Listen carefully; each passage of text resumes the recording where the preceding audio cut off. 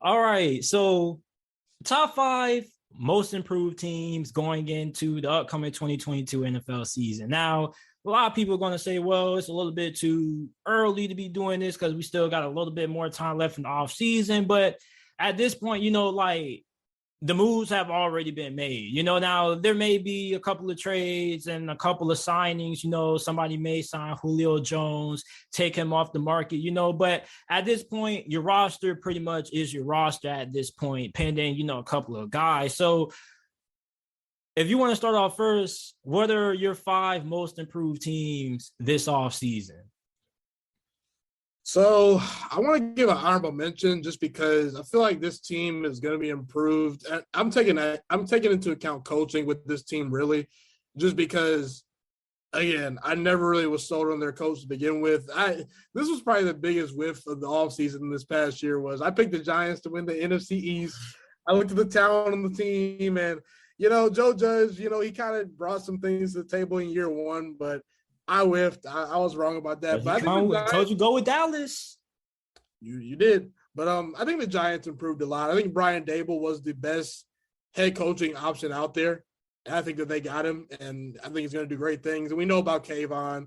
We know about Evan Neal. Those were probably two of the most surefire picks you can pick in the top 10. So I think just based off those two picks alone and based off just coaching, they'll be better. We'll see what Daniel Jones does. So that's an honorable mention for me. But in just no particular order, I mean, I can't ignore the Denver Broncos just because they massively upgraded a quarterback. And I feel like it's kind of similar to Deshaun Watson, where people just forget how good Russell Wilson is. He turns around, gets hurt, misses the playoffs. People forget that this guy is still an elite quarterback, in my opinion. I think he's arguably still a top 5 quarterback. That might be an opinion that some people disagree with. You have guys like Justin Herbert, Lamar Jackson, that maybe have leapfrogged him in the past couple of years. But I disagree. I would still take Russell Wilson over Justin Herbert and Lamar Jackson. And honestly, right now, the only quarterbacks I'm taking over Russell Wilson are Patrick Mahomes, Aaron Rodgers, Josh Allen, and maybe Joe Burrow. That's about it right now. Deshaun, there's an argument, but I think that Russell Wilson is a more natural thrower of the football than Deshaun. I really do firmly believe that. I think he's a more accurate quarterback, and he's more accomplished, So Russell Wilson's going to make the Broncos go this year. I already think they're going to win the AFC West just based off his greatness and the fact that they have a pretty good team around him. DJ Jones should be a good addition. Randy Gregory should help out that pass rush. If Bradley Chubb stays healthy, that's a pretty dominant pass rush, in my opinion. You still got players in the secondary like Patrick Surtain and, Justin Simmons. I think those additions were good.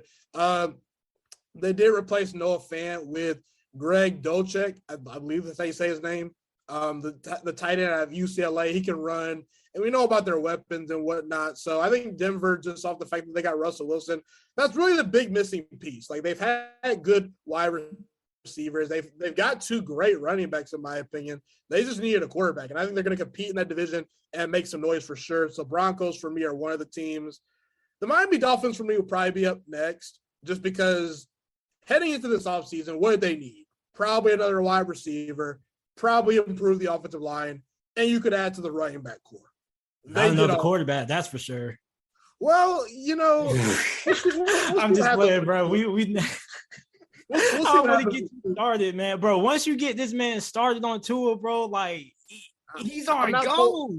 I'm not sold on Tua. I'm still not, but there's really no excuses for him anymore. There's no reason why he shouldn't do fairly well because, in my opinion, I've said this for a while. I haven't really came out and said it on my channel yet, but there will be an opinion out there at some point this offseason. I think Tyreek Hill is the best wide receiver in the entire NFL. He's that dynamic. I think he's a great player.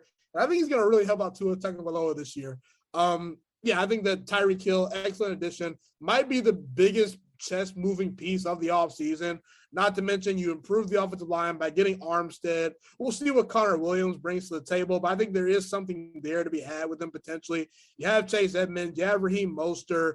As long as the offensive line is improved and you're running an offense that suits those guys' skill set, they can be effective running backs. So, and not to mention, we talk about Tua.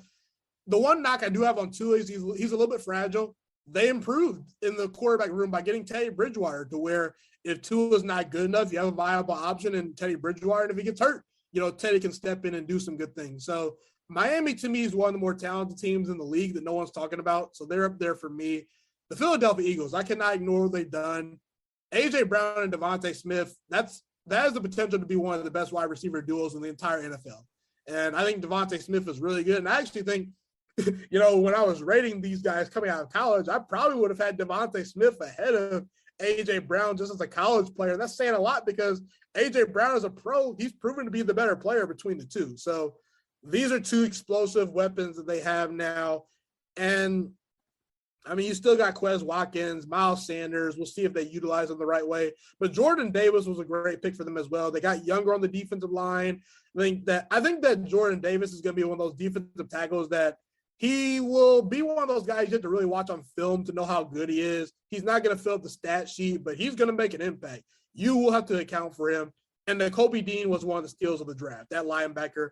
I was disappointed my Green Bay Packers did not pick him. We picked Quay Walker. We'll see if that evaluation, pans out. But the Eagles, they're up there for me. And before you get to your final one, because I know you said the Dolphins, these boys just signed Sony Michel.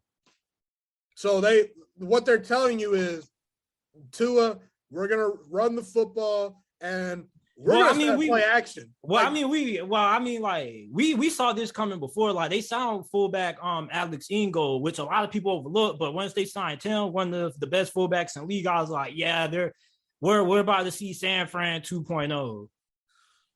Play action with Tyreek Hill and Jalen Waddle will be deadly if that run game gets going. And now the offensive line is better, so that's definitely something to be looking at. But last but not least, the two teams for me that improved the most were probably the Jets and the Lions. Mainly they improved through the draft. The Lions, Aiden Hutchinson, did I miss a team?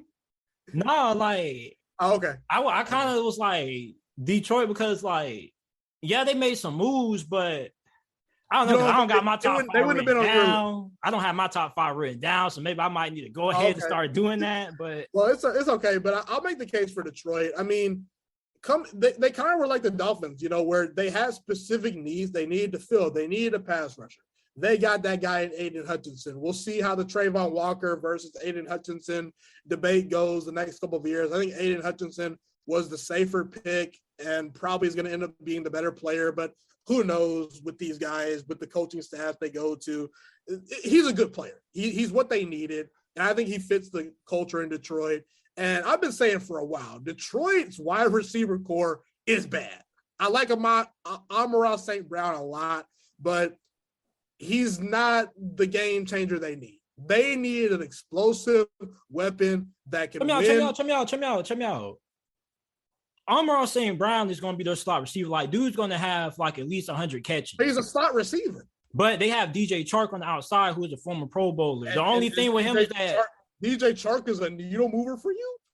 Bro, he was a Pro Bowler. The only thing, every time he's on the field, he produces. The only thing is when he's on the field. You get what I'm saying? No, I get that. I'm just saying I don't think DJ Chark's a guy that if I'm Jair Alexander, I'm not going in the game saying, "Oh, I'm scared of DJ Chark. Oh, I'm scared of Amon-Ra St. Brown." You shouldn't be doing that anyway. But I'm saying certain guys will catch your attention, like a Mike Evans, Odell Beckham Jr. when he was healthy, Julio Jones when he was healthy, Justin Jefferson. Those guys will catch your attention. Okay, Detroit's wide receiver core wasn't very good. They got one of my favorite players in the draft, Jamison Williams. Now, there's the injury concerns. We'll see what happens with that. But when he's on the field and he's healthy, I think he's going to do dynamic things for that offense. Josh Pascal should be a good addition. Like you said, they added DJ Chark. I think Mike Hughes is an underrated signing for them. I was actually pretty high on him coming out of college. Didn't really work out for him in Minnesota, but that's not to say it can't work out in Detroit. We'll see what happens there. And then I mentioned the Jets. They continue to crush the draft every year. The young talent on this roster is pretty unreal. I think the Jets are honestly the most underrated team in the NFL right now. It all comes down to Zach Wilson. I think so. I really do. Now, I was telling people that I'm not saying the Jets are going to be a playoff team this year, but I do feel like within 2 or 3 years, they're going to be there. pending if Zach Wilson, and even if Zach Wilson hits that level this year, they're a playoff team. You feel me? But like, check me out, because like it's just that their roster is super young, and it's still like a couple of pieces I feel they need to add on defense. But I definitely feel like they're a team that's going to be ultra competitive. They're going to be in a lot of one possession games. They're going to fight with you. They're going to get a couple of upsets here and there. Like, I'm trying to think of a team. Like, I don't want to use the Chargers because like they under. I think the Chargers are absolutely loaded. My problem with the Chargers is they just find a way to screw things up every year. So I'm going to trust Denver. I think the Raiders actually are a really talented team this year, but like, I'm just trying to find like a team that was like underrated last year that almost snuck into the playoffs. So I'm trying to think like. So I'll pull up the standings real quick, but yeah, I mean, I don't really even want to talk about, you know, Amon Gardner and Garrett Wilson and Jermaine Johnson, because those were picks that hit it out the park, but Breece Hall was a great addition to the team. Like, they already have Michael Carter, and I'm like, okay, I think Michael Carter is legit. Now you have Breece Hall. He's another weapon that you have to worry about. Like, this running back tandem is really good. And you got Corey Davis. You have Elijah Moore. Like, Jeremy Rucker, to me, was the best tight end in the draft. He didn't get it used a whole lot at Ohio State, so he kind of flew under the radar. I think he could be a great weapon for Zach Wilson to throw to. So the Jets have put a ton of weapons around Zach Wilson. They've pretty much gotten to the point where they're like, hey, man, if you fail, it's not on us. It's on you, man. So the Jets, they have a lot of young talent on the team. I think they're a very underrated team, like I said. And, yeah, those are probably the 5 teams I think improved the most. I don't want to say Baltimore or Cleveland just because realistically, if both those teams are healthy, they're already kind of in that Super Bowl bubble. So I don't want to say – like, they improved. Deshaun is way better than Baker Mayfield, and the Ravens killed it in the draft once again. But I looked at where teams were at heading into the draft, and those teams were pretty much already ahead of a lot of teams. So, yeah, but as far as an underrated team that maybe could fly under the radar that you haven't really talked about, maybe Washington. I think Washington is a pretty good team this year. I think that, honestly, in the NFC East, if I were to pick right now, I'd say Philadelphia wins the division. I think that Washington gets a wild card. I think so. I really do. Yeah, it's like a lot of people probably will go Dallas, but the NFC East hasn't had a back-to-back division winner. I'm not sold on Dallas. I think Dallas lost some key pieces. I'm not sold on Mike McCarthy. And while Dak Prescott's good, clearly the best quarterback in that division, he's not a guy he's basically a more consistent Baker Mayfield in a way, where Baker gets off schedule, things start to break down. It's not good. Where Dak's kind of in that tier, but he's a lot more consistent. Like I feel like honestly, if somebody told me, hey, I think Dak Prescott's a top 10 quarterback, like I'll be like, okay. I disagree, but I think Dak Prescott's around the 12 to 13 range. Yeah, that's what I'll give him 12. And last season, I will say he's much closer to the Kirk Cousins and the Derek Carrs rather than the Deshaun Watson. So you Dallas fans out there that are barking saying, oh, Dak Prescott's better than Deshaun Watson, stop it. It's not even close. Not even close. Yeah, man. So, like, for me, honorable mention, I'm definitely going to have to say Pittsburgh, because, like, Pittsburgh addressed hell of needs this offseason. And as a matter of fact, like, I definitely feel like you can say that they're one of the more under the radar teams, in a sense. Like, a lot of people, like, if you were just to go look at the team's roster right now, you would look at Pittsburgh and say, you know what, they have a good team. As long as you don't think about the division, take the division out of the equation, just look at the roster Pittsburgh has right now. It's solid, but they're not in my top 5. At number 5, I'm going to go with Cincinnati. Now, I know they weren't making crazy moves, but I mean, like, they pretty much revamped the whole entire offensive line. What they did last year, where they didn't make all the splashy moves, but they got guys that fit their culture, you know? Yeah, like, well, I mean, like, they made splashy moves to us. You get what I'm saying? Now, casuals probably don't pay attention to the offensive line, but they definitely made moves. I have Cincinnati at number 5, like Ted Karras. Hopefully I pronounced his name right. Alex Kappa. Who else? Like, I had it written down in my notes. It's one more. It was Alex Kappa. It was Alex. They got better. Oh, look. Lael Collins from Dallas, right tackle. He's going to be playing right tackle this year. So you look at Cincinnati, I think they're really improved. I definitely like the addition of drafting Daxton Hill in the draft. I would have liked to see them get a Stephon Gilmore or a J.C. Jackson. They brought back Eli Apple on a 1-year deal, which isn't bad because, like, you're laughing, but, like, a lot of people think about... I'm not laughing at Eli Apple. I'm just laughing because he gets talked about. Yeah, and here's the crazy thing, like people think Eli Apple's a bust. I don't think he's a bust. Like, he's a starting caliber player in the NFL. Like, listen. He had some bad moments, a lot of them, but he also had just as many good moments. Like, people forget about the tip pass ended up being an interception that ended up winning the game for them. I forgot which game it was. He honestly should have ended the game with a pick six on Patrick Mahomes. He just dropped the ball. Yeah, pretty bad, but you know.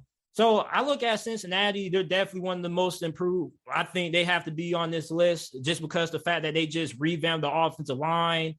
Then at number 4, I'm going to go the Chargers because, like, you was talking about how, you know, it was one team that I forgot which team you said, like, they made moves. They didn't sign like stars, but they made moves. Well, you talk about a team that signed stars. I mean, you get J.C. Jackson free agency. You pair him up with Chris Harris Jr., all right, that's something. Then you trade for Khalil Mack. You pair him up with Joey Bosa. Then you sign Calvin Noy, which I think he's a pretty good fit there. And when you look at Brandon Staley's system, like, the reason why his defense was so ineffective is because, like, his defense requires talent. Like, you just, like, the kind of defense he runs, like, you just have to have you just got to have guys at every position pretty much. Like, that's really what his defense is predicated off, talent. If you don't have the talent, it's not going to work. On top of that, they got stronger on the interior of the defensive line, which is something that they had to do because their run defense was abysmal. Like, either them or Pittsburgh had everybody running through gaps wide open. Like, everybody was having a field day every time you played either the Chargers or Pittsburgh. So Chargers come in at number 4 for me. So number 5, I have the Bengals. I got to write it down. Number 4, I got the Chargers.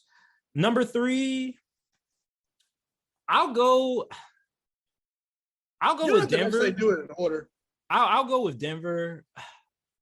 I was going to put the Raiders in here, but because you did get Chandler Jones. Let me just ask you this quick question.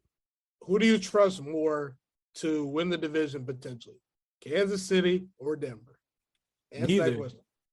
Neither. I would take the Chargers. Okay. I don't hate you for that. The Chargers have the star power. I just worry because, like, I love the Brandon Staley hire when it happened, but I just saw some things this past year where I'm like, yeah, you got to stop this dude. Like, what are you doing? But, you know, the talent is definitely there. And I think Justin Herbert's legit. I'm not buying into that Justin Herbert's elite quite yet just because he hasn't accomplished as much as some of these guys, but the talent is definitely elite. So I don't hate you for that, you know?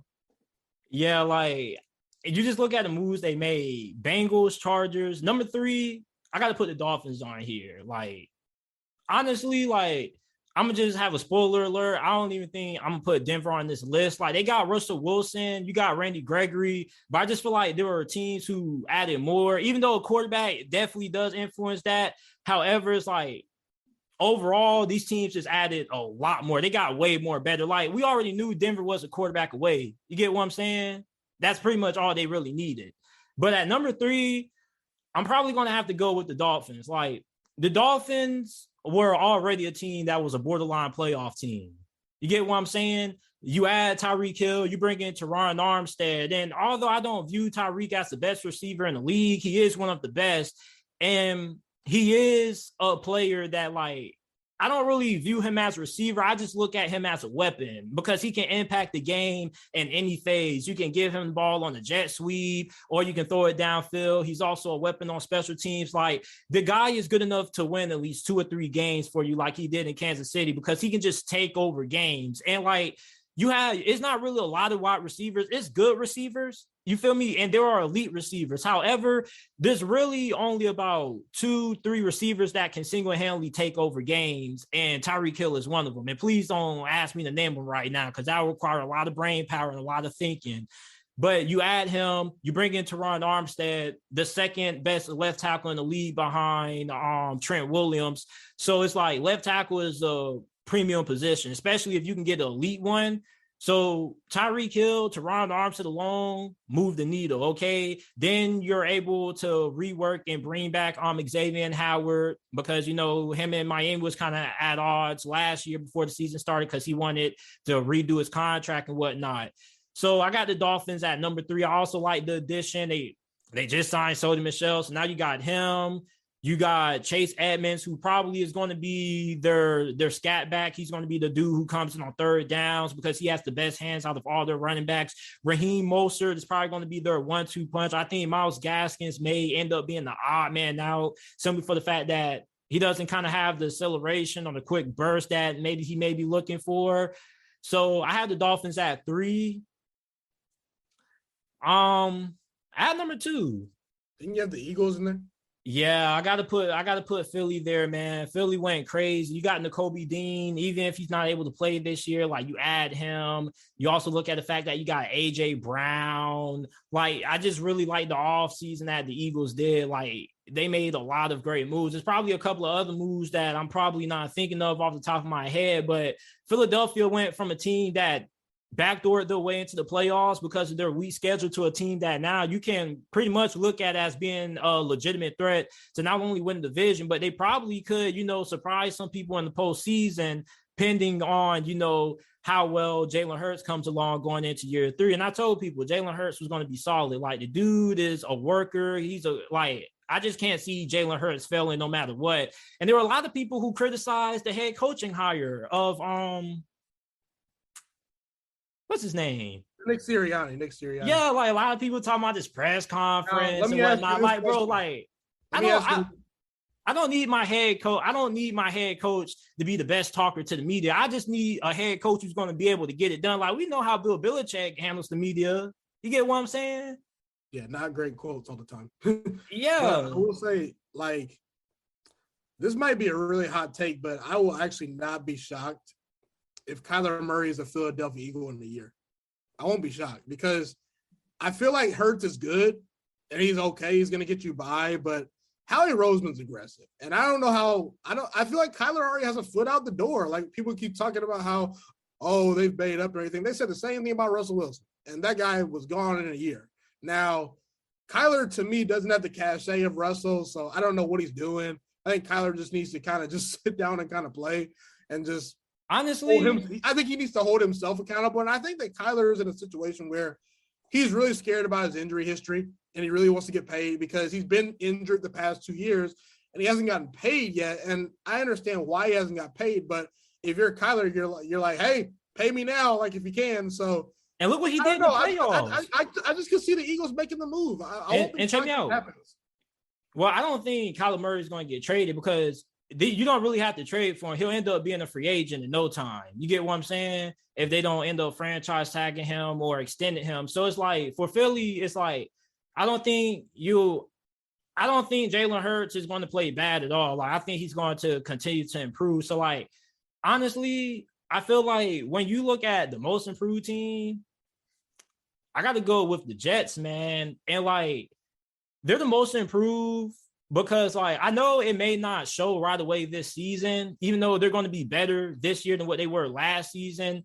It's like, I think the moves that they made set them up for the following season. They're going to be really, really good. Once Garrett Wilson, everybody really gets a year under the belt. Elijah Moore is going to be going into year 3. Like, I just feel like next season is going to be the year that we could see the Jets kind of take off out of nowhere. But this year, they definitely went from being one of the worst teams in the league to, you know, being a team that should be in the middle of the pack. Like, the way I view the New York Jets, I view them how I viewed the Carolina Panthers going into last year's NFL season. Like, they had some pieces, they had a solid offseason. It's just that, you know, kind of feel like they either need one more year for all of their young guys to develop, or they maybe could add a piece or two to get them to that next level. So those are my most improved teams. I didn't write them down, but thank God I remember them.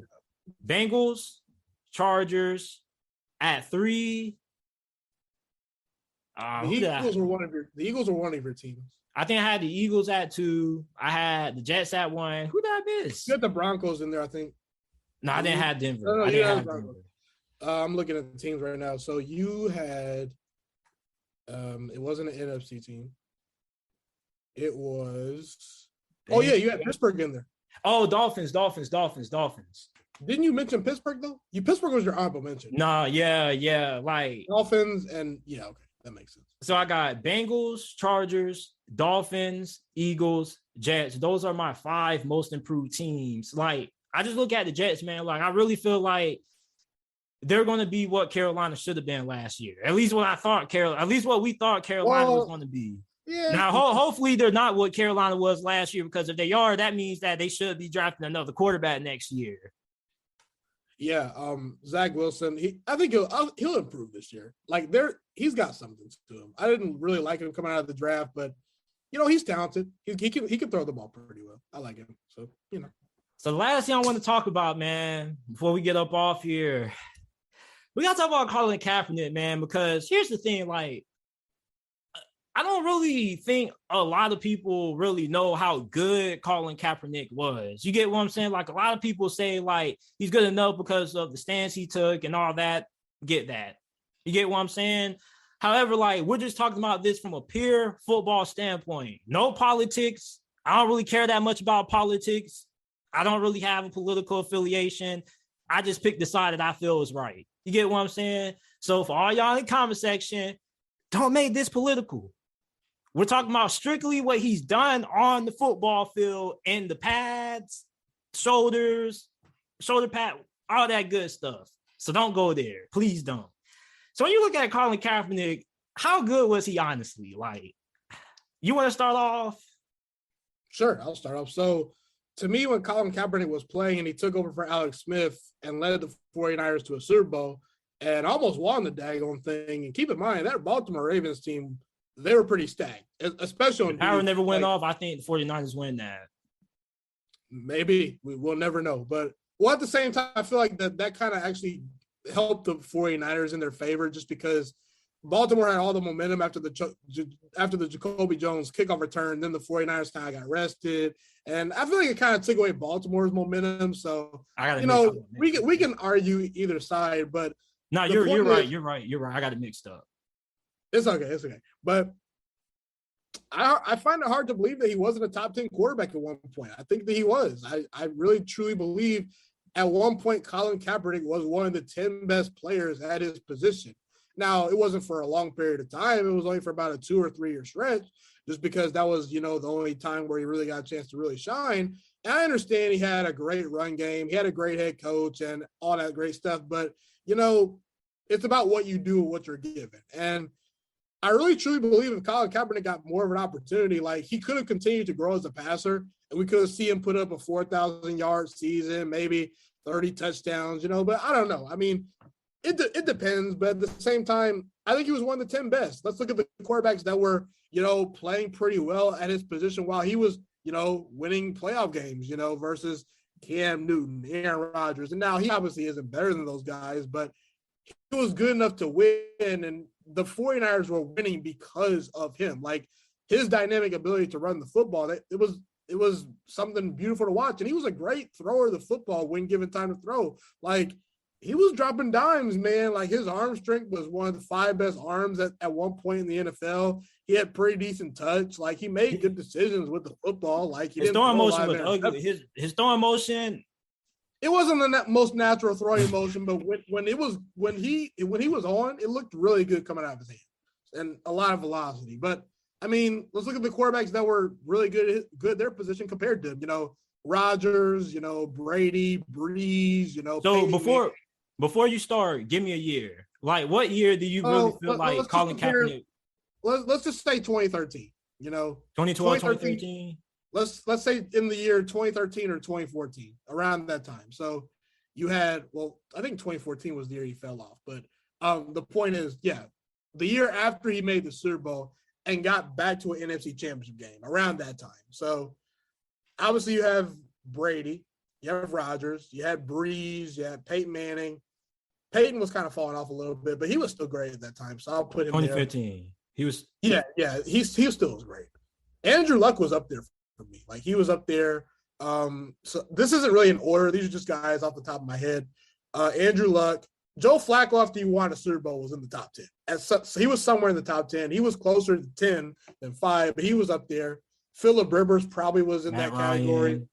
Matt Ryan, I'll give Matt Ryan his flowers there. Eli Manning. And then you get to like Cam Newton and then probably like Colin Kaepernick. Like, I mean, Russell Wilson, I guess he's like right outside the top 10 or around the top 10. This was a young Russell. Depending on who was ascending at the time, like Phillip Rivers really wasn't making the playoffs, so I actually take him out. At that point, I don't think many people were saying Phillip Rivers was better than Colin Kaepernick. I feel like Russell Wilson. I feel like Russell Wilson wasn't in the top 10 because remember when he first came in, everybody viewed him as a game manager in a sense. I really feel like the offense. Like he and Kaepernick were doing the same thing. I feel like he and Kaepernick were doing like the same thing though. Well, like I feel like the offense ran more through Kaepernick than it ran through Wilson because Wilson still had Marshawn Lynch. And Marshawn Lynch was.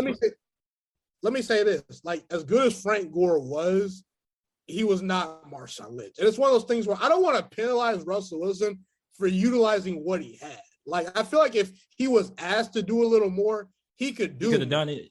Yeah, I agree. Just that, like, I agree. They didn't ask him to do as much because they had Marshawn Lynch, who at his peak was a Hall of Fame level running back and maybe the best running back in the league, not named Adrian Peterson. Like, he was that good.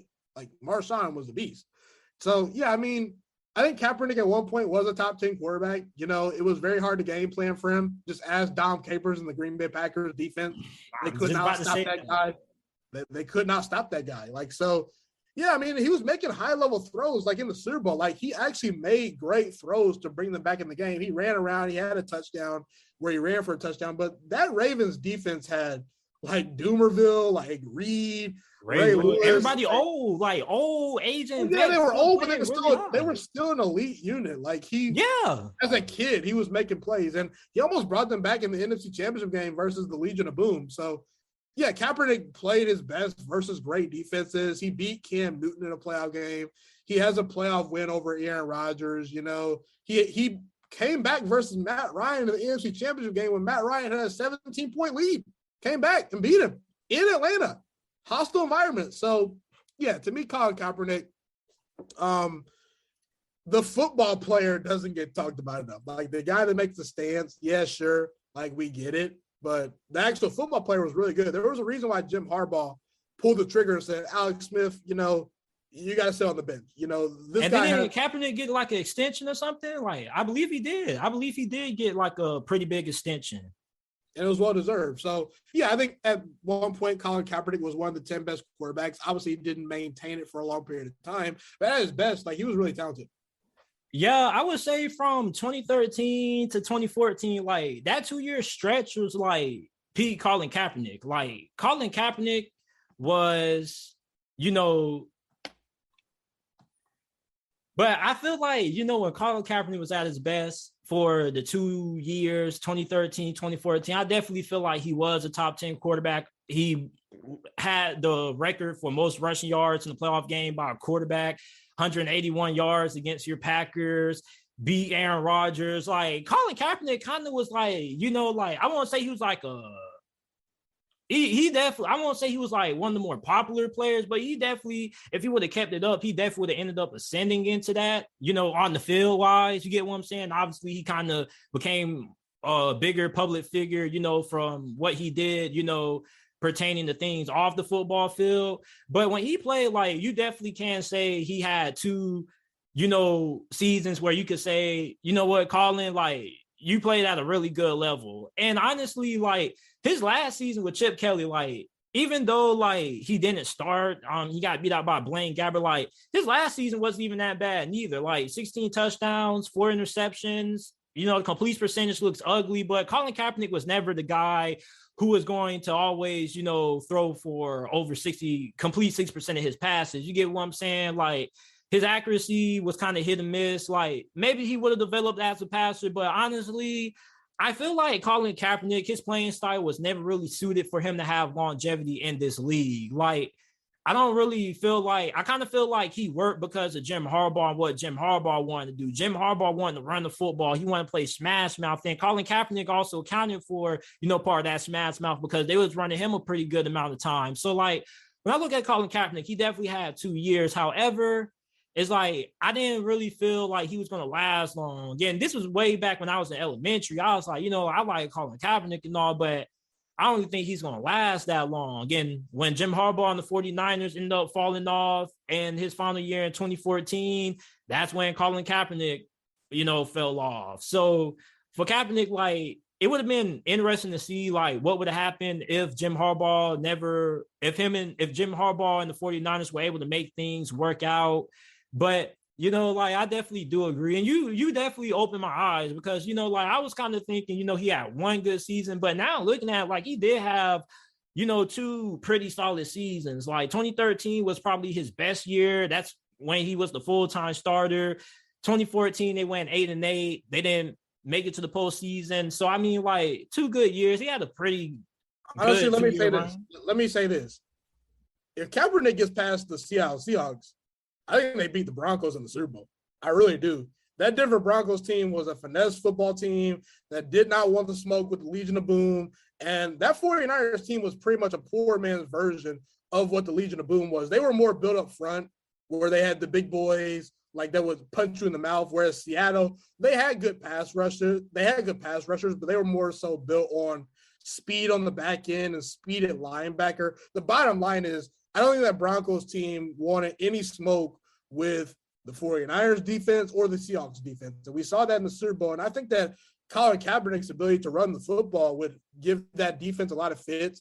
That Broncos defense was not the no-fly zone at the time. Like, they had to make some additions to that team before they actually got over the hump and actually won a Super Bowl. They got to that Super Bowl by scoring a ton of points, and they kind of capped out. It was all on Peyton Manning. And we know sometimes in the playoffs, Peyton Manning doesn't perform the best when the pressure's on. He got the 4 Super Bowls, but there were some choke jobs in there. His final season, he was a below 500 quarterback in the playoffs, and then the defense carried him to the Super Bowl. And I don't really hold that against him because there were some years where Peyton was at his best and the defense let him down, and, it kind of evens its way out, So happy Peyton Manning finally got a Super Bowl, but if he would have gotten past Seattle in Seattle, they could have won the Super Bowl that year. I do believe that.